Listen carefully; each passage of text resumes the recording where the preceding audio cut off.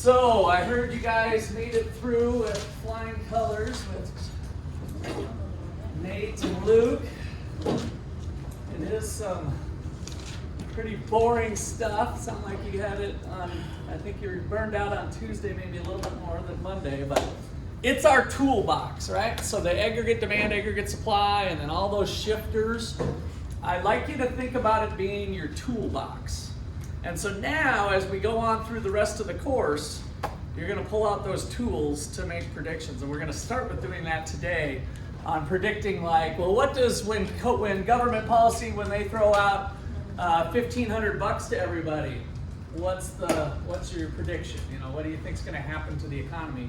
We're going to pull out that set of tools, and it helps us to make predictions about some of the things that are going on. What happens if Russia invades Ukraine and it disrupts the world supply of oil? What's your prediction, right? You're going to go to that toolbox, and we're going to kind of learn how to use that a little more and keep building onto that as we finish out the course. Okay, so it's important stuff, at least for getting a good grade. A lot of the comments that I get from feedback from students is they're, especially a little bit older students, so you guys are, still learning a lot of different things, especially if you're a freshman, sophomore, but this class is really like, oh, that's what that means. Oh, that's the global effects, or that's what happens when unemployment is too high, right? So I'd like to say economics helps give you a better understanding of the world you live in, and that can be some important information. So, and I think basically everything you need to know is in principles class, principles of micro and macro. So this macro stuff is just getting our arms around the economy and the big picture and how markets play a role in that. So to kind of bring that back into focus, oops, that's right, I just shut that thing off. Okay, well, whatever. Maybe I'll skip that part. Wasn't too bad, but I was going to bring in, you guys have your sheets if you have them. But this little picture here helps us look at the forest before we jump into the trees. So kind of think about this being the forest that has a really big overview of the economy in different ways. We had the household. It's a reminder that who do we care about? Who are the economic agents of society? We have households, which is the general population, including young people, old people. Every human being with a heartbeat is kind of in this household category. And then we have businesses that are the primary focus of producing goods and services for people. And then we have the government in the middle that helps facilitate laws of the land and rules and courts and police and protecting property rights. And then we've learned how they're kind of involved in the transfer program too, the Robin Hood theory stuff. And we're going to build on the Robin Hood stuff today, especially when we talk about budget deficits and surpluses. So, how do we get started today? This is chapter 11 now. So Nate and Luke worked through chapter 10. And so if you want to put a thing in your notes here, this is chapter 11. And it is explaining mostly what we call Keynesian theory. So it's kind of a theory about things that might help make the world a better place. But then again, maybe they won't. So that's why it's a theory. It doesn't always play out the way we think or hope it might play out. So the book kind of starts off with the Great Depression. So I think that's a good starting place. So the Great Depression. When did that take place, roughly? If you had to put a date on it. Jay? 1930s, good. So we had the big stock market crash. The crash wasn't the Great Depression, but it kind of was a signal that there was some things going on. So one thing I like to include in here is just kind of a thing that you might have heard. We had the stock market crash, 1929 stock market crash. That is not, again, a recession or a depression. It's literally the stock market. But the stock market took a huge correction, and that was really a kickoff to then some other things as they tried to pick up the pieces in the 1930s. So during the 1930s is the Great Depression type era, and we saw unemployment rates of 25, even up to 30%. Let's just put approximately 25% unemployment rates. During this time, inflation was actually a little bit of deflation because everything was going down. So we had a large correction in GDP, all the dollar value of all final goods and services. And of course, that was our connection to unemployment. So remember, those two variables are what? Positively or negatively correlated with each other. So when GDP, real GDP, the economy is going up, what's happening to unemployment? It's going down, right? So negative or positive correlation between those two variables.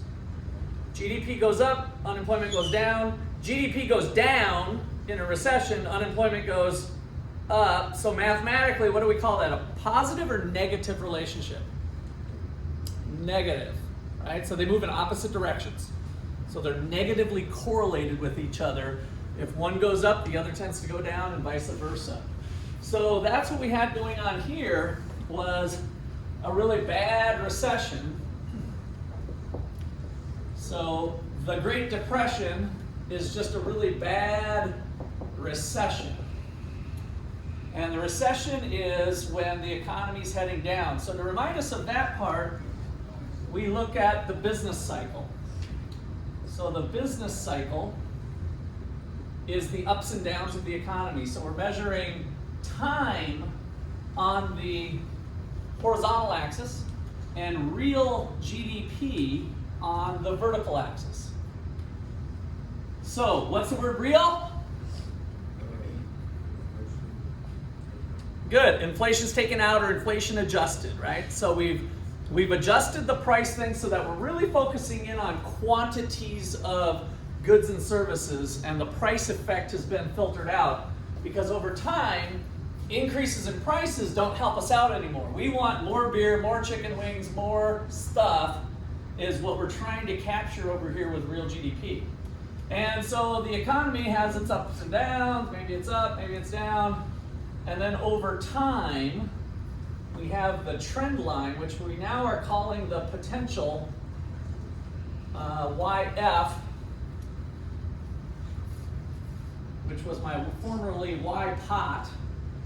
But the potential for the economy is kind of this upward trend of over the long haul, resources grow, the population grows, we have new innovations, new technology, new machines, right? So all the resources, land, labor, capital, and entrepreneurship that go into making stuff, as that increases, it increases the potential output for the economy. And so we have this economic growth. This is kind of long-run economic growth is this trend line. So the trend is long-run economic growth.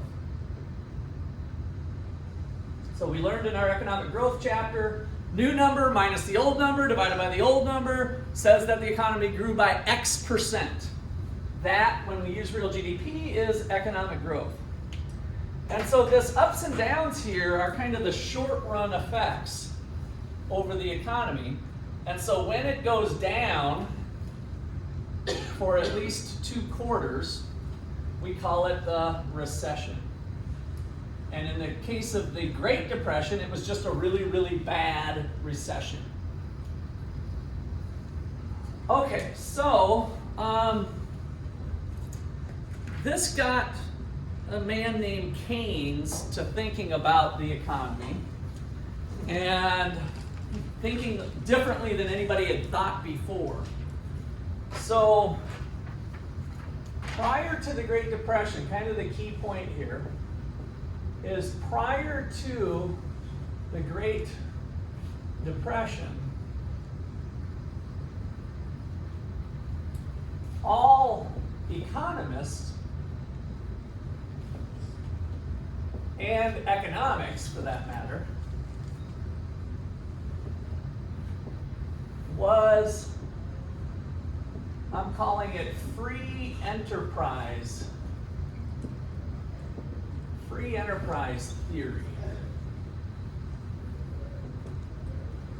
What does free enterprise theory means? It means we're leaving it to people and this is more relevant for the United States with private property rights, that having markets, having people be free to do what they want to do was the best way to handle the economy. So it was very much a hands-off system, which was in line with Adam Smith. So Adam Smith and the invisible hand. The invisible hand, as we've learned in previous chapters, so I'm kind of recapping some things I'm trying to pull together so that you got a better picture of the world and kind of the history of how things have changed over time and why the Great Depression was so important. So Adam Smith, if you want, let's go ahead and put 1776, since we got a few dates here. Now we got the 1930s, so 1776. Notice we've done 160 years of kind of the similar free enterprise theory. And what was the invisible hand? It was prices in markets. Prices in markets adjust quickly to bring equilibrium, let's call it YF, the full employment. Prices, I put that S here, prices in markets adjust quickly to bring the full employment level of real GDP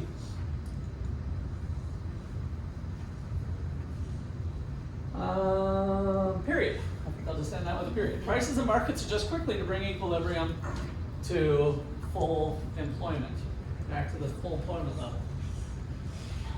Well, here's why this was so significant. It's like, oh my gosh, we've been 2 years, now it's 1932, 1933, right?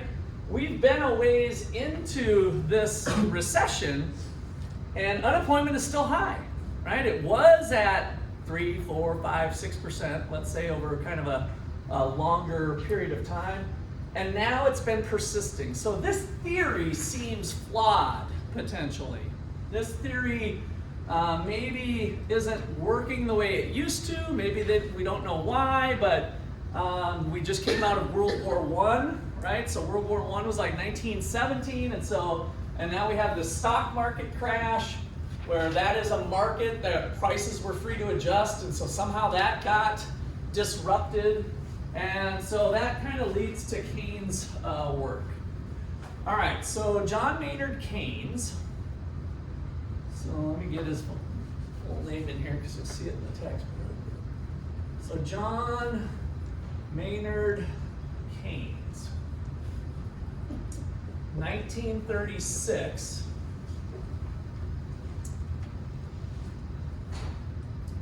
Comes up with what we now call Keynesian theory. He didn't call it that, he didn't name it after himself, but basically after he did this work, we come to call this now Keynesian theory. So you'll see this in your text. So Keynesian theory.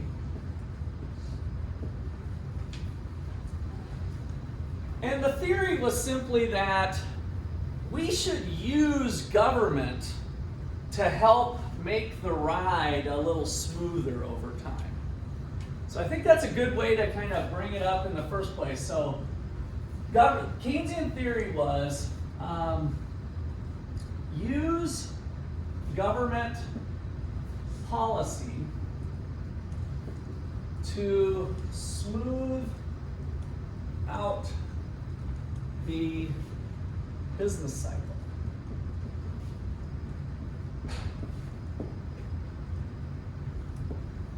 Use government policy to smooth out the business cycle.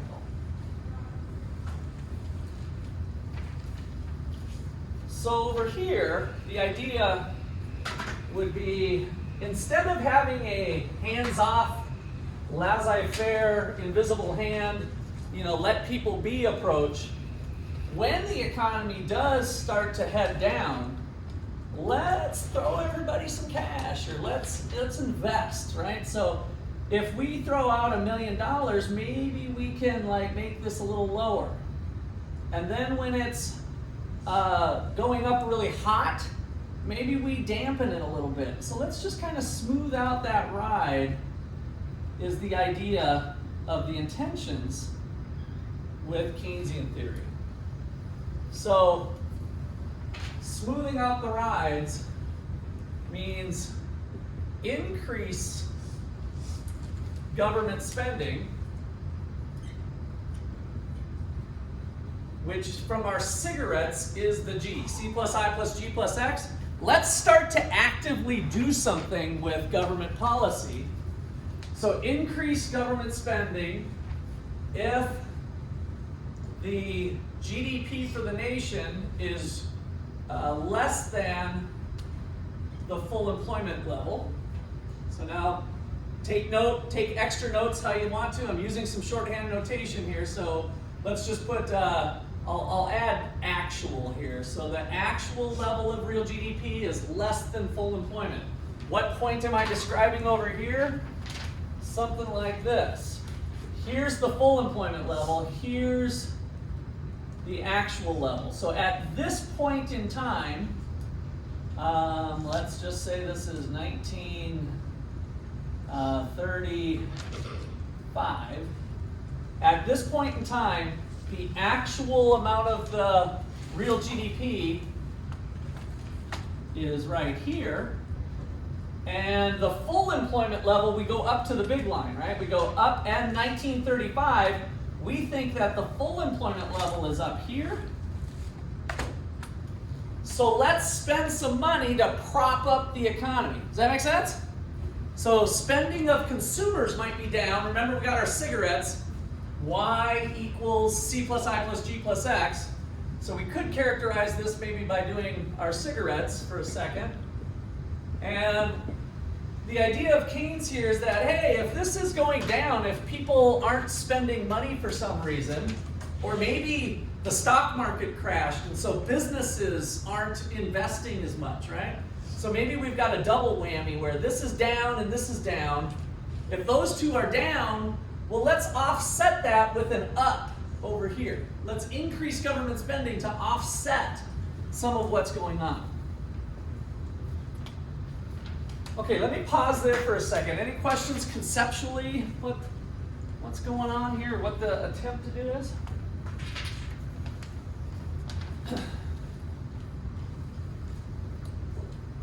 All right.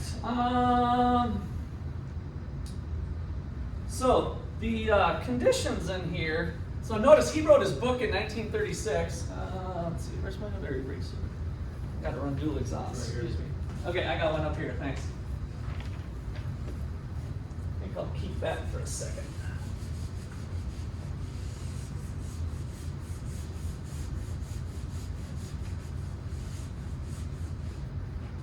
Okay. So note the depressed conditions remained until about 1939.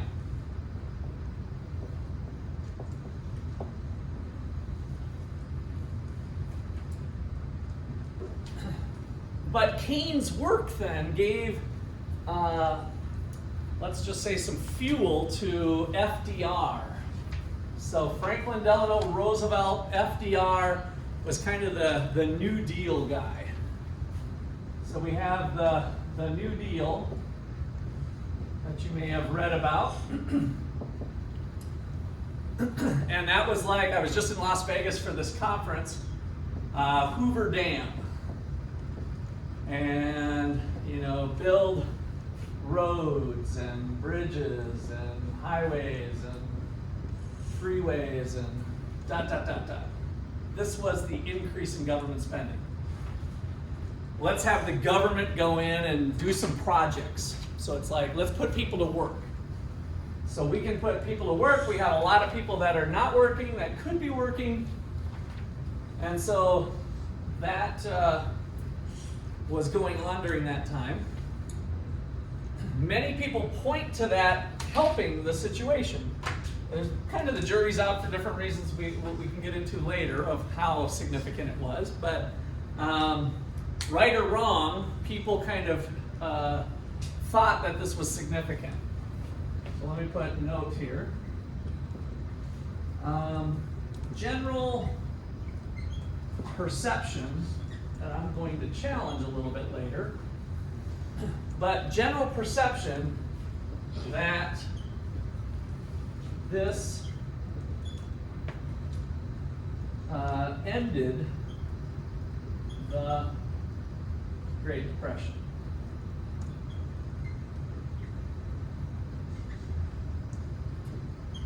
And let's just put along with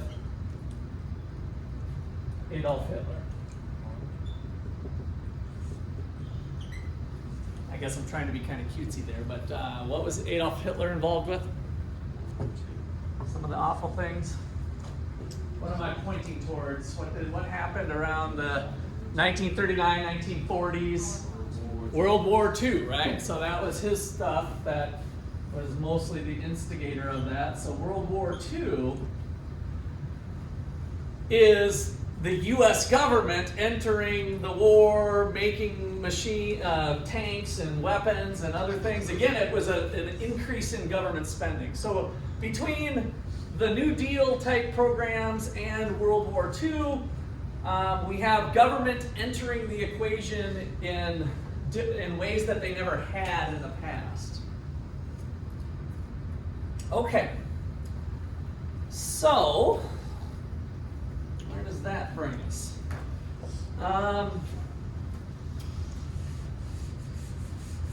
Politicians loved this theory. Why would a politician, since we did the public choice theory back in chapter 6, why would a politician love this new theory that some geeky economist came up with? Why would they like it? To solve the economy's problems, we just increase G. Why would a politician like that? What does that give them? Money and power, right?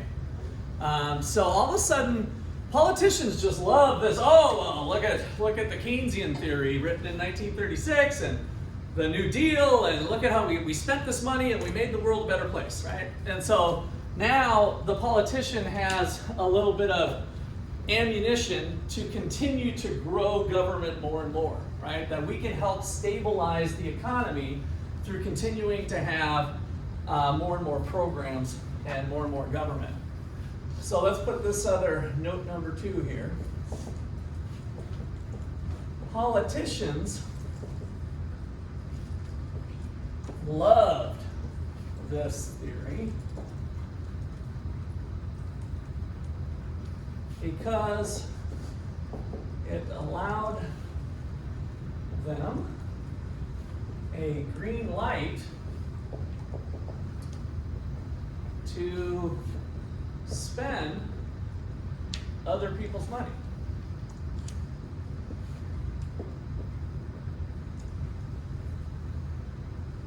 And better yet, the other people didn't mind, because the general perception was that there was some good that came out of it, right? So the politicians are in like a great spot here. So politicians love this theory, gave them a green light to spend other people's money, and G as a fraction of the economy, real GDP, has grown ever since.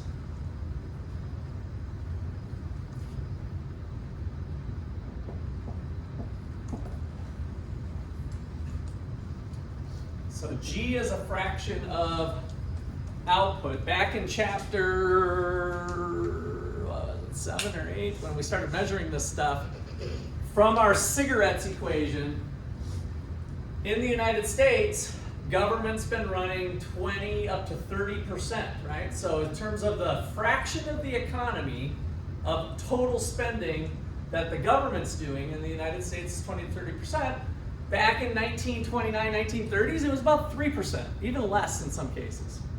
So government spending, 3% of the total economy, has grown over time to being somewhere in the, regularly now in the last 40, 50 years, to being 20 to 30%, even higher during COVID when this fell a lot during COVID, right? This went down and this actually went up. So that fraction ramped up to like 30, 40% of the economy during the COVID times. Okay, so politicians are loving this. Let's see, I don't think I want to see anything more on that.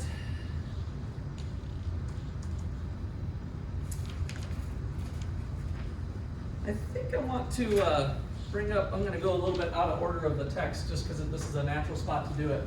So we mentioned the budgets, and I've mostly focused in on spending, but really we need to look at the combination of taxes and spending. So we've got the G and the T. So let me put the government budget. Let's just put government budget. So we've got a surplus, a budget surplus, and a budget deficit. I think we'll start with the surplus, even though it, for the most part, doesn't exist. Let me come back over here. I could probably get rid of this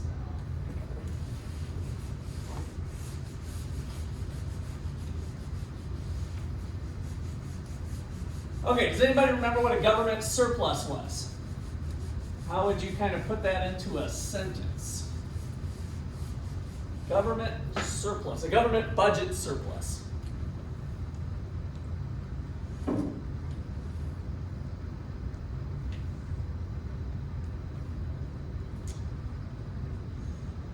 Evan? The government's making more than they're spending, but they're collecting more. Collecting more, yeah, that's a good way to put it. So let's have our quiz right now. Let's have our quiz. Everybody pull out a sheet. Evan said it nicely right there. Make sure your first name, last name's on it. What is a government budget surplus? So government budget surplus. What is the definition in your own words? Evan, nice and loud one more time. What was your definition? The government is collecting more money than they're spending. Okay, collecting more money in taxes than they're spending. So go ahead and write that down. I'll give you 10 seconds. You can copy your neighbor's paper on this particular quiz. You can talk to your neighbor.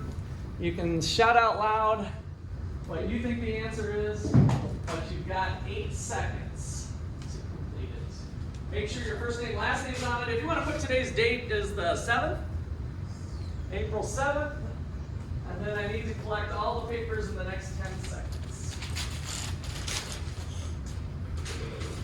All right. 7, 6, 5, 4, 3, 2, 1. 1/2, 1/3, 1/10, and done. Okay. So government's collecting more money than what we're doing. So government budget surplus. Now put this in your real notes too. So government budget surplus, government collects more T than G. And if you need to write out government spending for G and taxes for T, please do that.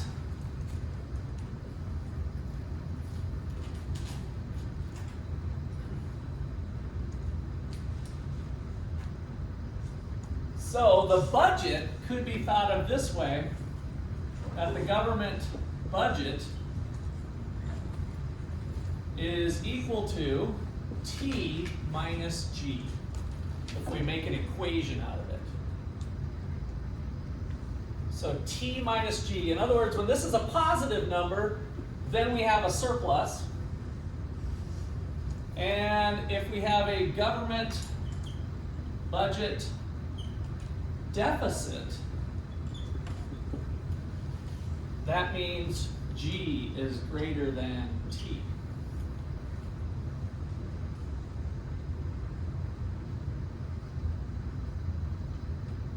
When G is bigger than T, we call it a deficit.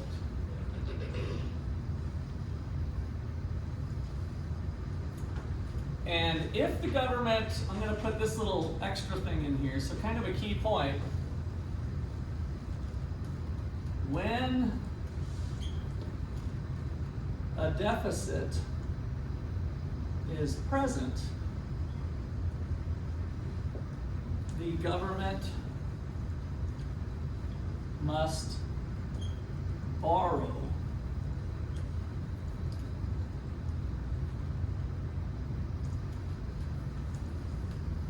maybe I'll just put with bonds, with government bonds. That's the primary instrument. Sometimes they can do some other things. When we have a deficit, the government must borrow.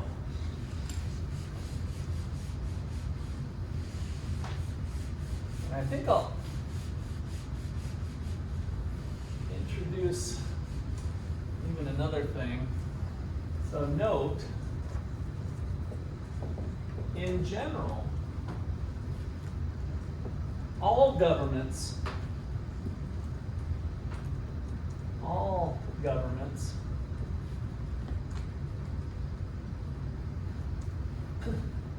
must pay for G with, I was going to put 3, but maybe I'll put 4 after this conference I went to. It's kind of an interesting method. So with these things, or these methods, this is really the only things that the government can do. So government spending, G, must be equal to taxes, but if they don't collect enough taxes, we learned a little bit with the inflation chapter that they can just make money. So they could increase money plus money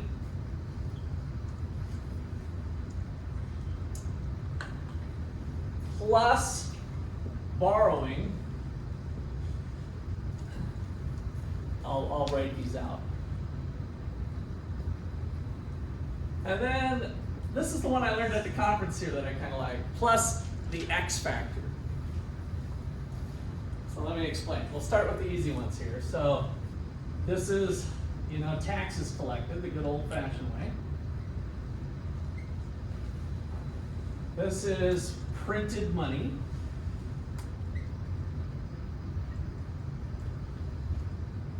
Which is inflation. This is borrowed money. Borrowed money with bonds. So we get a loan, we print our own money, or we collect enough in taxes. Everybody with me on those 3? Before I get to the X factor? Does that make sense? The X factor I learned from a guy who's, he did this talk on Ecuador. I think he's from somewhere else down in South America though. So anyway, down in South America they have the X factor. The US government doesn't tend to do this one. And that is taking property of their citizens. So let's just say you guys are familiar with Shell Oil, right? Here in the United States, the oil company. The government runs out of money and they say, oh, I got an idea. Let's take Russ's oil company. I'm sure Russ won't mind, right? And so you literally just take the oil company and now the government is the owner of the oil. And now the government can sell the oil to get money, right? So if the X factor here is basically taking property. Instead of taxing people with money, they just grab the property, which is significantly different than just doing it through taxation. They'll just grab onto the assets. So the X factor here is taking property, let's just say assets, from citizens.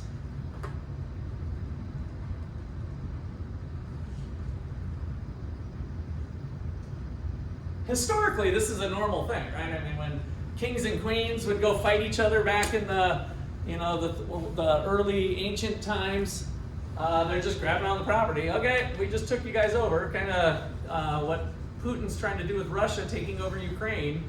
Okay, we own you now. Now we're going to decide to do what we wish with the assets. So this is the X factor that's kind of bad news, right? Taking property assets from citizens.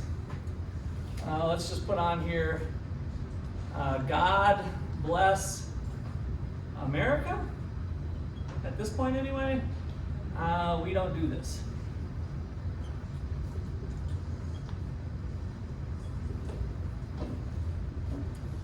But a lot of other countries, through time and then even in today's world, you've got the X factor. So these are the ways that the government can pay for their spending. They have to do one or the other. In his particular talk, I won't say more than this, I promise, but it was just kind of interesting. When we get to the monetary chapter, some governments who were irresponsible with their money have done what's called dollarization. And they just chose to use the US dollar because they were so irresponsible with their money, it was worthless. You might as well wipe your butt with $100 million. I'll be bringing in some currency but if you run the printing press, then eventually the money's worthless. And so some countries have adopted the US dollar, like they're actually using US dollars to buy and sell within their country. And his point with his talk was that if you take this away from dictators around the world, then they're down to 3 tiers, possibly. And if it's hard to collect taxes, that might be out. If it's hard to do this, it might be out, and then they might fall back to the X factor in different places. Okay, so that is the deficit and surplus. And so to kind of bring this back around to the Keynesian theory then, when the economy is going down, we allow there to be a deficit, right? We allow there to be a deficit. All right, so let me bring in, so let's see, I guess, nope. Keynes' theory would allow deficits and surpluses to be the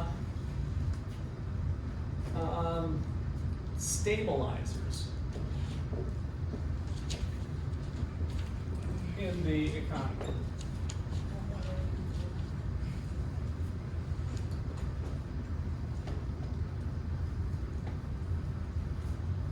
So that's the shock absorbers.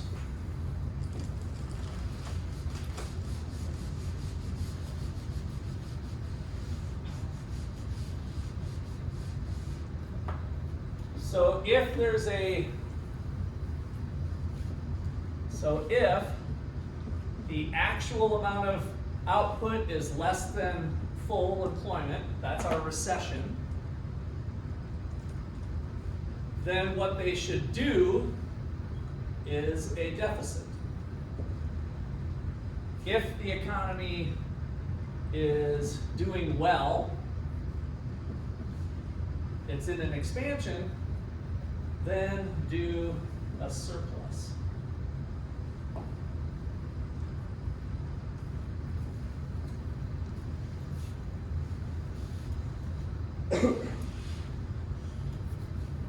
And we have 2 different ways that we can implement the government spending. One is kind of on autopilot, called non-discretionary fiscal policy. I know that's a mouthful, but we'll get it to work. So we kind of want to put some things on autopilot. So we have some policies that are automatic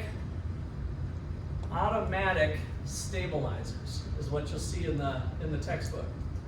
Automatic stabilizers are non-discretionary. Non-discretionary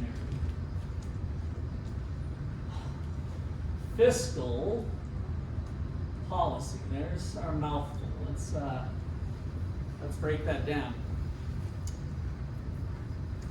What the heck is non-discretionary? Let me put it to you kind of in maybe a little bit closer, but it's probably a word you don't use very often, but what does it mean to be at your discretion? If somebody says, oh, it's at your discretion, what are they trying to tell you, Jay? It's your choice, that's right, absolutely right. So basically, if something's at your discretion, then you choose whether to make it this or that, right? You have flexibility with it. So non-discretionary policy means we're not going to allow the politicians to change it in the moment. The policy is going to be on autopilot. So this non-discretionary part, we'll just kind of write below this. Non-discretionary means we don't have politicians changing policy. So no active change in policy by politicians needed. They don't get to choose, it's on autopilot. The policy itself is going to change through a rule. I'll explain that a little bit more when we get there. And then fiscal. What's fiscal policy? I think we've seen that word pop up a few times here and there over the chapters so far. Fiscal policy. Tell me some players in the government who do fiscal policy. What about Joe Biden? What does he have up his sleeve? There's one that you guys would like to hear that he's got up his sleeve lately. What's out there for students potentially? Have you guys heard this one, Jay? Yeah, student loan debt forgiveness. And so that's a situation where Joe, President Joe, at his discretion, is going to try to wave a wand and wipe out your student debt. Yay, Uncle Joe, thank you very much, right? Because you guys aren't worried about the taxes you're going to pay when you have a nice paying job after you get done with Ottawa University, but it sounds great today, right? We'll try to analyze some of the effects here of that policy, but so fiscal policy comes from, in the United States, Congress and the President. So if you think about Donald Trump, Obama, Bush, Reagan, they're kind of running the show with national defense and on their branch of government.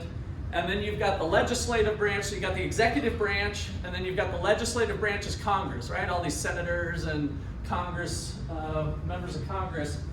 They are making policy. So that is what fiscal policy is. So fiscal policy is the president. So fiscal policy is the president and Congress in the United States.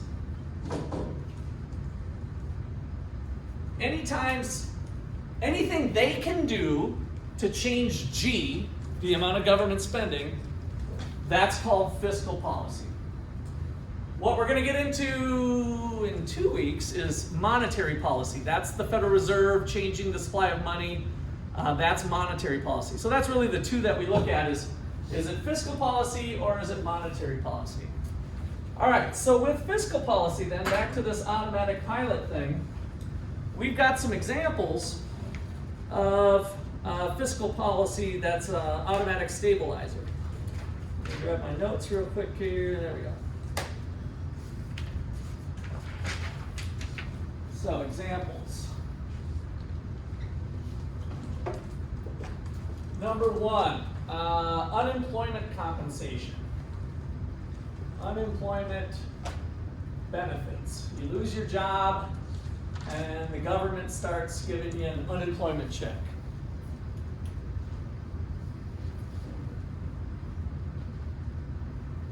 The corporate income tax.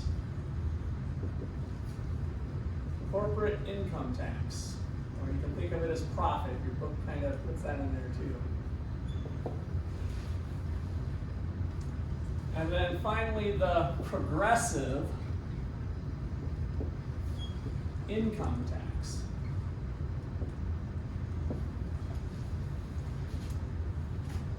Okay, so the progressive income tax, how many of you have heard of the more you make, the more they take? Have you heard that? The more you make, the more they take. Let's go ahead and just put that down. The more you make, the more they take. They being the government, and what that means is that additional dollars get taxed at higher rates. So we have a increasing marginal tax rates.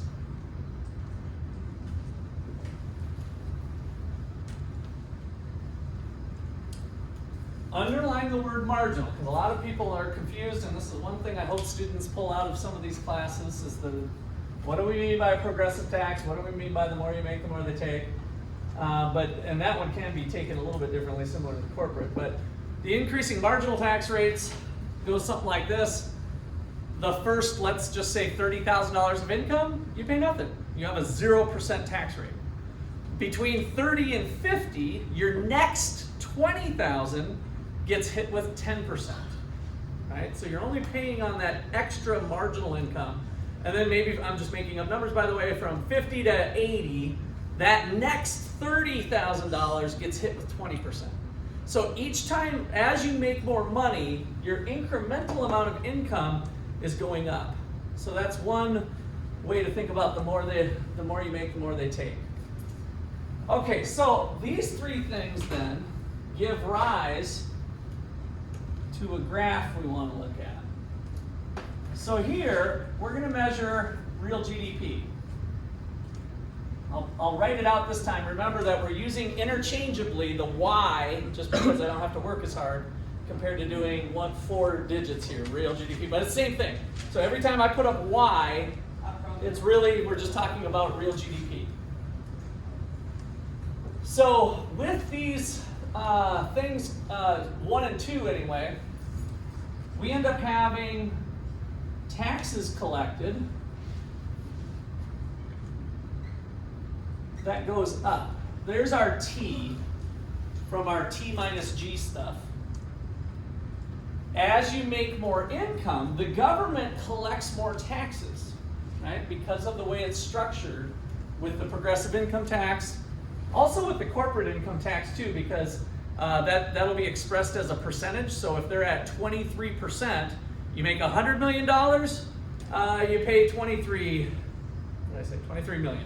You make $100 million, you pay 23 million. You make 200 million, you pay 46 million. So still, the more you make, the more they take, right? In terms of actual dollars, so here on the vertical axis, we're just measuring dollars. In this case, tax collected. So this is number, if we want to draw a little connection here. So number 2 and 3 are kind of reflected in this upward sloping tax collected line. Does that make sense? Any questions there? Now, number 1 with unemployment rates is a little bit different. So what happens with, this is part of G, right? So this is part of G, government spending. So as income goes up, as the economy grows and expands, what happens to unemployment claims, unemployment benefits? Does it go up or down? Unemployment benefits to people who are unemployed. As the economy goes up, what happens to unemployment benefits? They go down, right? So they're going to move in opposite directions again. So graphically, if we think here, if the economy's in the crapper, are a lot of people unemployed? Yeah. So that's going to have high unemployment rates. And as the economy heats up, more and more people have benefits that fall. So this one, G, is our government spending. Some of those programs are tied to the healthiness of the economy, and those then will fall over time. Okay. If the United States ever balanced their budget, where would it happen on this picture? Where does a balanced budget exist? Robert? Give me some signs here or something. Where does it exist? Or were you just, I thought you were giving me the answer here. What? Tell me, where does government, a balanced budget, where does it exist on this graph? If the government actually balanced their budget, so they don't have a deficit, they don't have a surplus, so what's true about T and G? Javian? Where the lines cross, right? So the amount of taxes equals the amount of spending. So they actually have a balanced budget. That doesn't happen, by the way, in the United States, pretty much ever. Because it doesn't, because we're following the Keynesian system in general, that's why. So it's kind of related here. So at this point where the two lines cross, marks a special point. It is the level of real GDP, the output, where there's a balanced budget. So right here is the amount of output where the budget would be balanced. So now we kind of see things here. If the economy is actually here, let's call it Y act for actual, Y actual 1.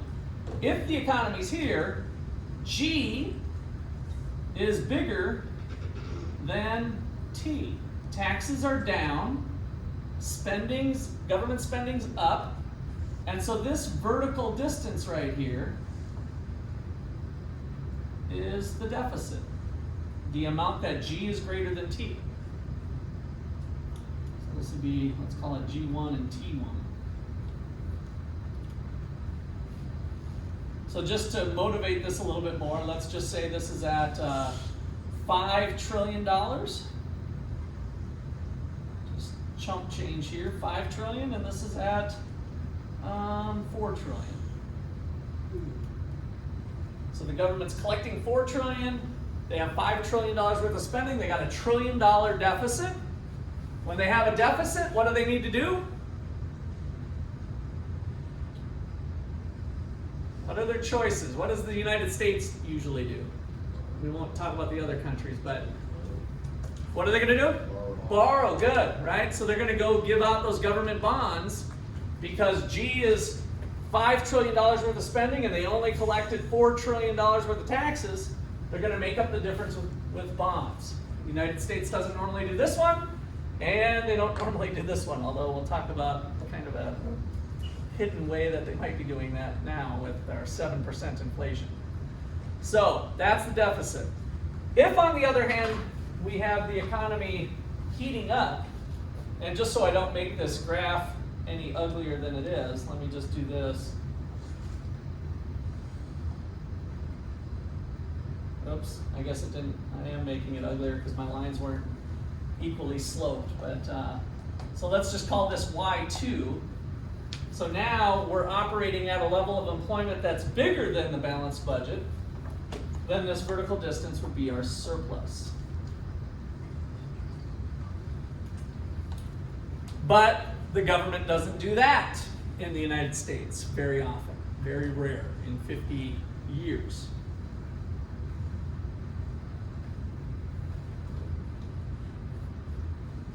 They've learned pretty quickly that raising taxes doesn't get me into office or keep me in office very well.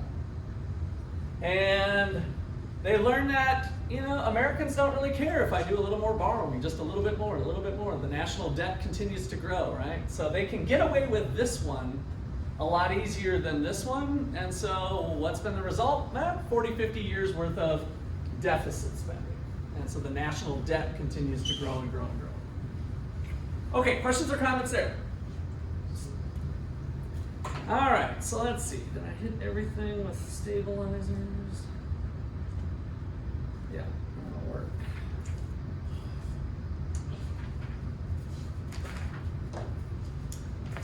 right, so let's talk about another feature of this that gets a little too much attention. And that's called the multiplier. So with Keynes' theory, they just go out and spend some money. So let's just say that they give $1 trillion because of COVID. What did you guys do with that money? What did you do? Spend it, right? So you went to Applebee's for a steak dinner and maybe Walmart for some things. And so your free money that the government gave you allowed you to create more spending for other owners, right? So as you go down to take your check that you got from the government, and you go down to Pizza Village and have a pizza, now that owner took your $20 and paid their employees, paid their cheese company, paid their rent to their landlord, and paid themselves a little bit of profit, perhaps, right? So that spending all got kind of filtered out, and then what do they do with the profit? Well, they go next door to Sears and buy an appliance. And then the Sears appliance store has income, and they pay their vendors and their employees and so on and so forth, right? So the spending in that sense gets multiplied through the system.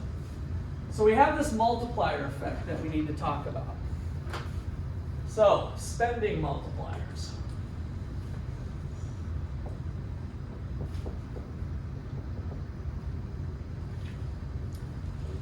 All right, so it's kind of like one person's income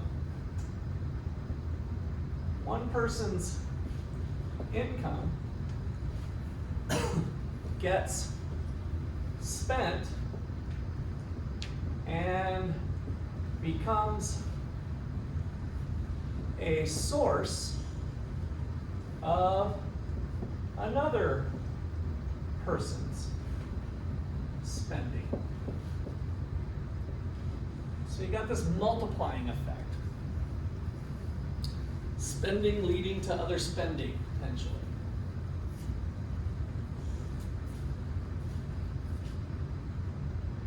All right, so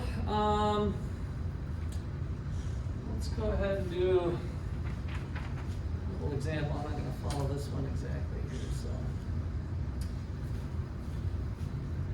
So we need to, so let's put key point here. Need to think about the fraction of income that gets spent.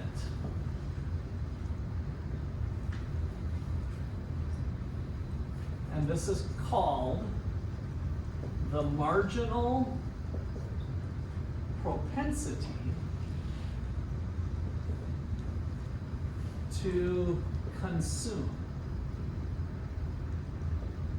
the MPC.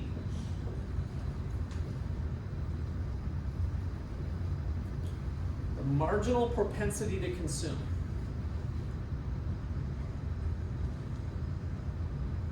I think this is easiest to look at an example here. Let's say that you've got $100. Suppose you get income of $100 and spend $80 of it and save the rest.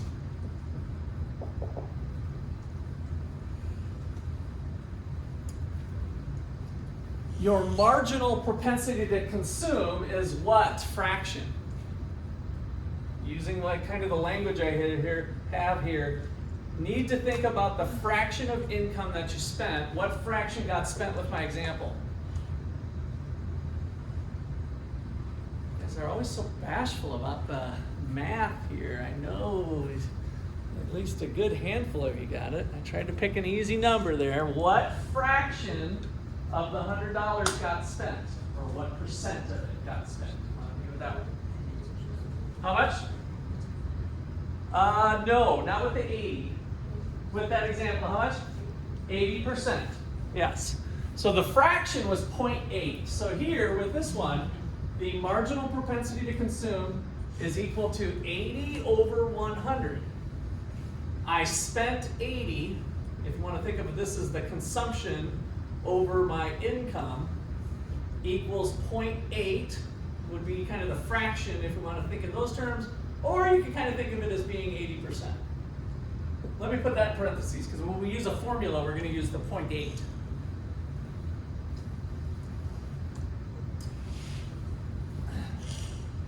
Okay, the marginal propensity to save, the MPS,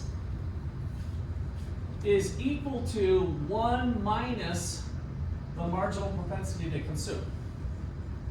So I consumed 80%, which means, of course, I saved 20%.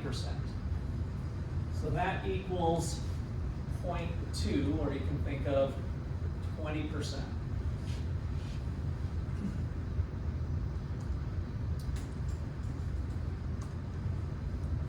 Okay, so that's kind of what the average American is doing, let's assume.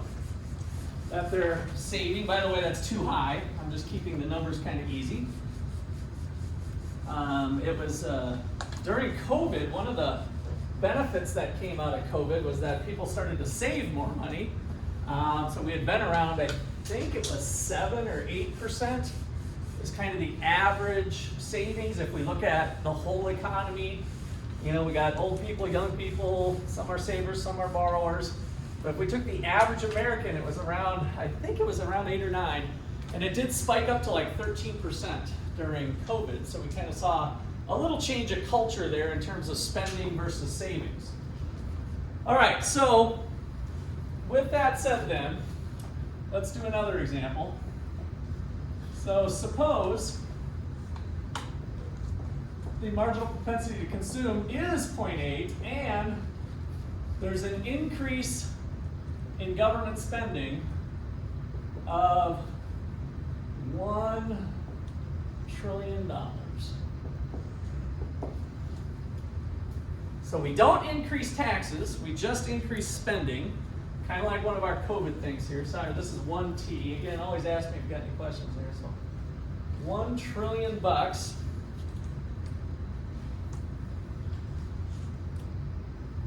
All right, so let's kind of look at we're going to make a little table here. And let's call it spending. The spending rounds. So kind of round 1, 2, 3. I don't know if we'll go to 4 or not, but let's just go 4 and then we'll kind of do a little dot, dot, dot. So in the first round, the government adds in some income, right? So the change in government spending is the $1 trillion.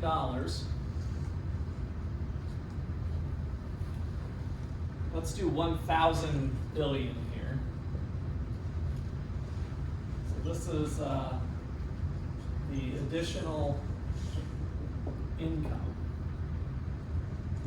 So the government goes out and gives you all a check, and in total the government spent $1 trillion, 1,000 billion. A lot of money. All right, so now, how much of that got spent? How much of that got spent? According to our model we're setting up here. And we can kind of drop off the billion and just talk about the 1,000. So suppose that the marginal propensity to consume is 0.8. I'm asking you, of this initial change in government spending, how much of that got spent? 800, right? So 80% of it got spent. So we had additional spending, consumption, of 800.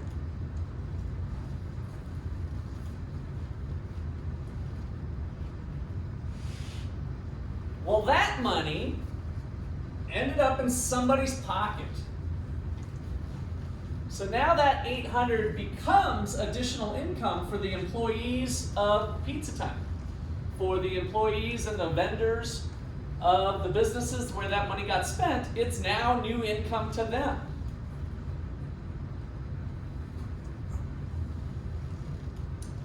All right, so then how much of that is going to get spent? Another 80%. So 80% of this, what do we got? 10% is 80, 160.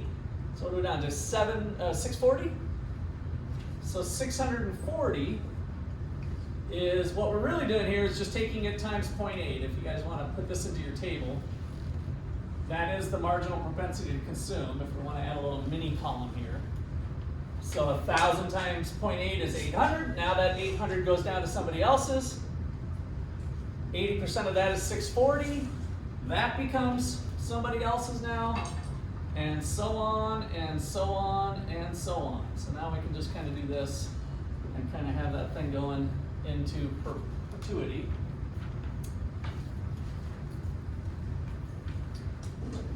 That would be going on infinitely until we get down to 0. So eventually these numbers would get so small it'd be kind of stupid, right? It'd be like somebody earned 2 pennies or something, right? So we have a shortcut method for calculating that called the spending multiplier. So we're going to use the spending multiplier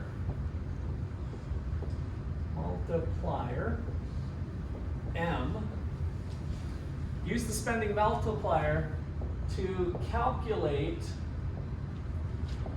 the total effect.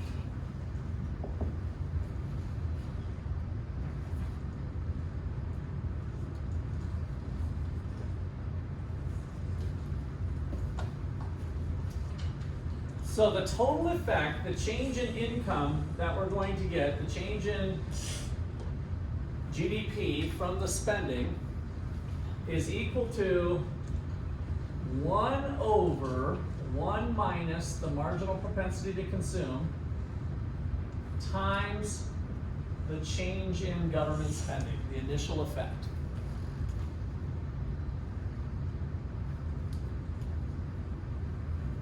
So this part is the multiplier. So this multiplier, this is M. So M is that formula. M equals 1 over 1 minus the marginal propensity to consume. That's the multiplier. Let's check out what we get here. This equals 1 over 1 minus 0.8 times the initial change in government spending was our $1 trillion, was the initial change that Joe Biden cut the check for. So we get 1,000 billion. 1 over 0.2 times the 1,000. I'm going to go in slow motion for you guys here. 1 over 0.2. Anybody got a calculator out? No phones today, we don't need that. Jay, go for it. 1 divided by 0.2, or maybe somebody's got it in their head. 1 over 2/10. 5, good. So 1 over 2/10, invert the denominator, flip it over, it's just 10 divided by 2. 10 divided by 2 is 5. 5 times the 1,000 billion gives you 5,000 billion. So that money getting spent over and over and over is a pretty big deal. You spend $1 trillion and you get $5 trillion worth of extra bump. That sounds too good to be true. And guess what? It's too good to be true, right? Otherwise, it would be real easy there to solve all the problems in the economy. So this is too good to be true. So why is it too good to be true? Well, there's a number of things here. The first thing I want to start off with is that it doesn't calculate inflation. So it holds prices constant. So let's just put why. Why is it too good to be true? Number one, it holds prices constant. Holds prices constant. In other words, no inflation. But as we've learned a little bit already, if the government just puts money out in the economy, it's going to be inflationary. We might be in our condition right now. Part of the reason we have 7.9% historical inflation is because Biden cut us those checks. That's definitely a contributing factor to it, right? So now if prices are higher, I'm not spending as much as I was before because prices are higher in terms of what I'm really getting, right? Number two is that it takes time. So it takes time to get, let's call it, fully spent.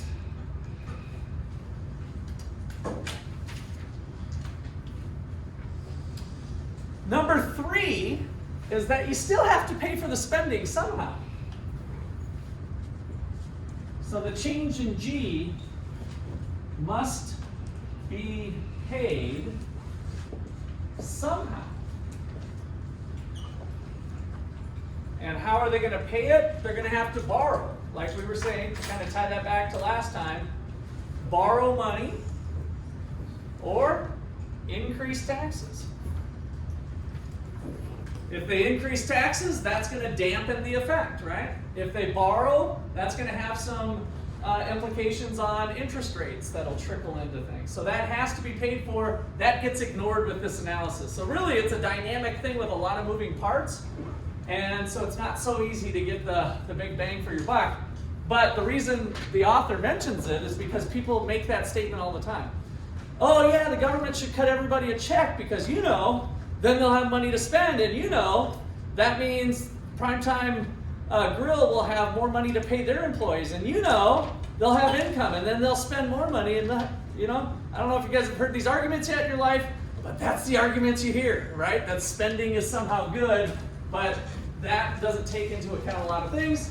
We'll pick up there tomorrow.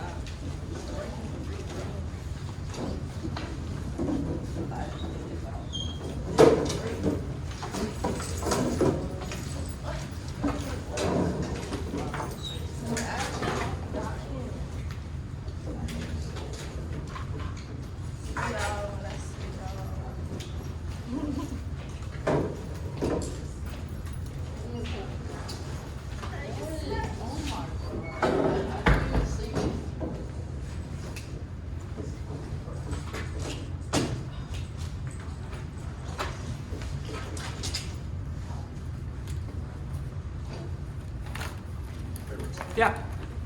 You got my email? Oh, yeah. So, I had your pass engage pinned, I guess. So, the last time I checked it was last week, and then this happened. Did you connect to it from the course, though? Yeah. Okay. I'm about to see the signs being automatically.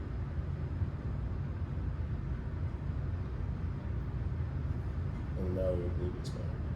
So then I tried going through Blackboard. And you bought it from the bookstore or online or the bookstore? Yeah.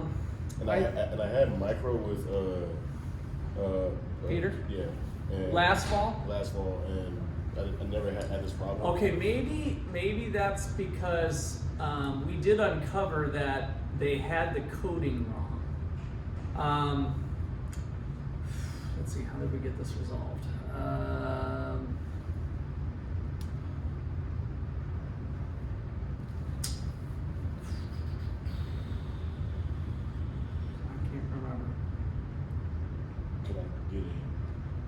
try like a new code? No, I think Cengage will make the correction. Now, there was, I'm going to have to dig through my emails a little bit, but basically there was a little bit of a price differential between the 1-course term and the 2-course term. I think maybe the one you bought, that's why you were able to use, so you've been on time with your stuff so far, and then it just ran out.